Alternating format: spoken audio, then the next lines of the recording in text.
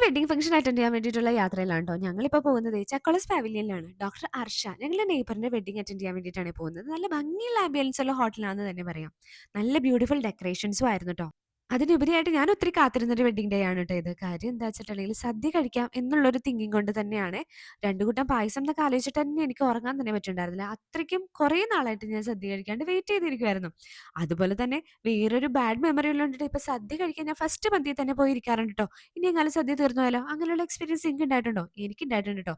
സദ്യ കഴിക്കാണ്ട് വെള്ളം പോലും കിട്ടാണ്ട് വിശന്ന് വലഞ്ഞ് തിരിച്ചു വന്നൊരു അവസ്ഥ ഉണ്ടായിട്ടുണ്ട്. അതുകൊണ്ട് ഒരു സെക്കൻഡ് പന്തിയിൽ ട്ടോ. ഫസ്റ്റ് അല്ല സെക്കൻഡ് പന്തിയിലേക്ക് കയറി ഇരിക്കാൻ ശ്രമിക്കാറുണ്ട്.